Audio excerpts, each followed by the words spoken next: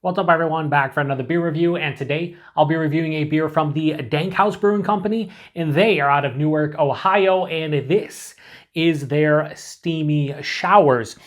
So this is an IPA that is brewed with Citra and Nelson Sauvin and HBC-586 hops.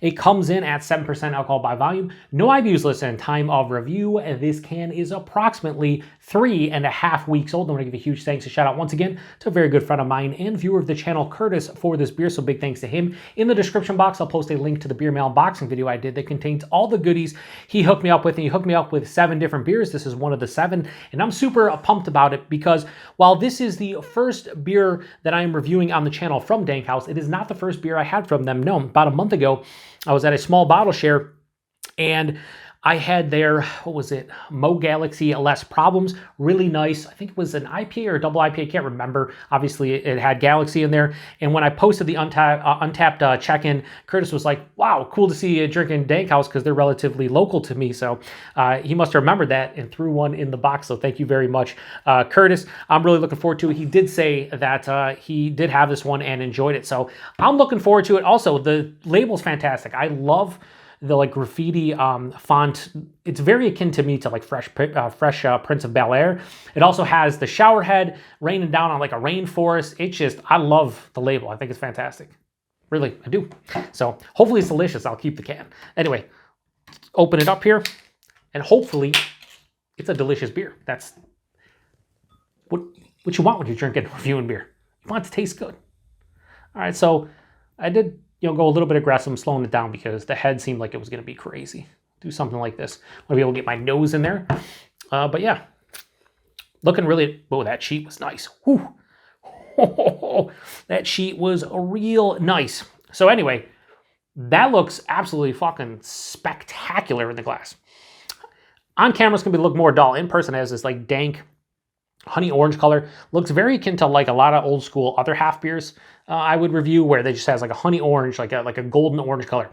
Murky turbo, can't see through it. 2 finger of this infinitely creamy, kind of like, I'd say like eggshell white into like a very lightly like cream colored head. Hold it up to the light. You can't see anything through there because it is opaque, it is murky, it is turbid.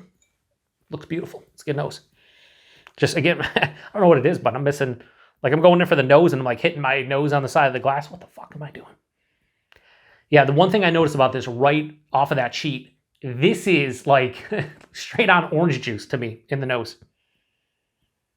Yeah, it is just orange and tangerine, tangelo, just sweet, juicy citrus character. Plain and simple. Ruby red grapefruit. There's a touch of that Nelson, like that white grape thing going on. This might be more like in the white wine realm. Has a little bit of that like dank, earthy kind of diesel-esque Nelson character, but not full on. A touch of like a honeydew melon, like a fleshy honeydew melon, a little bit of honeydew rind. A very small smidge of like a bready kind of malt character. Ooh. That diesel, earthy kind of dankness from the Nelson is definitely getting stronger as I continue to pull in the aroma. It smells wild. Like it smells like it's going to be extremely juicy, plus a little bit of that white wine, white grape Nelson character, but also a dank, earthy. I feel like this is going to be balanced. There's going to be some kind of bitterness or firm dryness on the finish. Might be a little bit of hot burn too, because this is very fresh. I mean, it smells very fresh. It's 3.5 weeks old, which is quite fresh, but this smells more like it's like, 3.5 days old. It smells awesome. Let's get into it. Cheers, everybody. Thanks again to Curtis.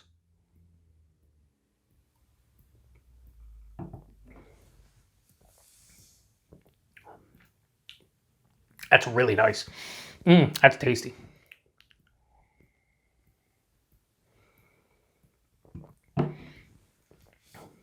I'd say the nose carried over for the most part. I'd say the taste is a little bit more subdued than the nose. Like the nose was, again, citrus juice, straight juicy vibes to the nose. That white wine, white grape, dank, earthy, diesel, a little bit of that honeydew melon. The taste is all that, but just like knocked down like 25%. The intensity isn't there. It is 7%, so it's not like a double IPA, but it's a little bit of a, a little bit more mild than the nose was indicating. Let's go body mouthfeel. Body's like medium, maybe a touch under, so maybe a bit thin for 7%. The mouthfeel is fantastic. Mild to moderately carbonated, but soft, smooth, and creamy. It's quite smooth on the palate. It's softer than anticipated, and it does have a slight creaminess. So I'd say the mouthfeel is better than the body, and I'm really digging it. The taste, first thing, it hits me a little bit of bready malt, dives underneath the palate. Omnipresent, but popping up and propping up all those hop characters that we all love, or maybe we don't. The first part of the palate is really orange-centric. Juicy, pithy, sweeter, a little bit of tartness, but it's very orange heavy, orange and tangerine. As it continues through though, the white grapes from the Nelson hit, and they're like a crisp white grape, a little bit of like a white wine kind of feeling too.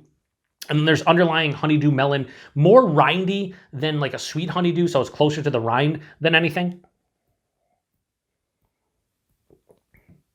There's a touch of like a underripened pineapple in there as well, maybe even a little bit of passion fruit.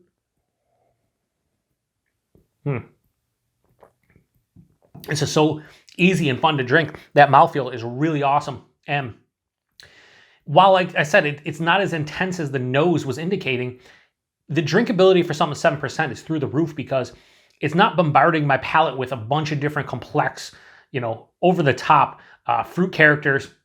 But what's there works pretty well together. It's somewhat cohesive, and it just does it for me. It's like really nice. Like, it's not amazing, don't get me wrong. Like, I'm not going to lose my shit over this beer. However, for my first like proper DankHouse beer, because again, the other beer I had like 4 ounces of it, so it's not really fair to say I had a beer from them. Like, I had 4 ounces of a beer from them. I'm going to drink the entire can of this, and off of these, first handful of sips, I can tell DankHouse makes some quality fucking beer, no doubt. This is really nice. On the finish, what I think really helps this one for me personally is that it does have that dank, kind of earthy, like mild to moderate bitterness finish. It's semi-dry, but it has a closer to moderate bitterness, and again, has a dank, earthy kind of feeling to it. It's 7%, yeah, fine, 7%. I think I would probably call out like 6.5%, 7% if I was doing a blind. A little bit thinner on the body, but the mouthfeel is spectacular, so I'd imagine it's in the 7 range. It's just a really well done beer.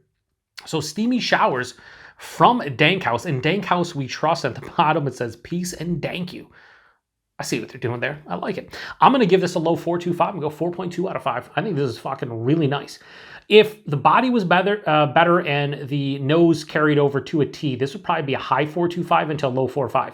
I like the flavors. They just need to be a little bit more intense on the palate. And if that body was a little bit thicker, like straight on medium, maybe a touch over, this would probably be like a 4.35, 4.4. But as is, a 4.2, really good score. I love, again, the artwork. I'm probably going to keep this can just because it is a fantastic can, in my opinion. I love the look of this one. So thanks again, Curtis. Really fun. Now, price point. He left the price on the can, which I took off because when you do reviews, it's kind of weird to have it on there. It was $5.25 for the can. Now, I don't know if it's cheaper at the brewery because I don't think he got this at the brewery, although you could correct me if I'm wrong, Curtis. But even if this was in the $18 to $20 a 4-pack realm, that's kind of the going rate to some extent. If you buy singles, it's always a little bit more expensive. $5.25 for something I gave a 4.22, 4.22? No, 4.2 score. Joe, what are you doing? I'm fine with that, but it is a little bit pricey. And then availability, I have no idea with DankHouse. So, Curtis, if you know their distro, if anybody else in Ohio knows their distro, I have no idea. I'd imagine they're relatively small and probably don't make it outside the state. And if they do, not to many states. We don't see them here in the Buffalo, New York area, so that's all I know. Anyway, if you've had this beer before, anything from DankHouse, please post in the comment section. Let me know what you think about this brewery, what you think about this beer. I would say that I'm pretty happy considering the hop bill on this one. I just wish that intense kind of aroma carried over the taste full on, because if so, I probably would have lost my shit over this one. It didn't, so I really, really, really enjoy it. I just don't love it. Still delicious, and I thank Curtis for sending it my way. So thanks again, Curtis. Thanks everybody stopping by for another beer review here on the Beer Patrol. To the next one. Cheers.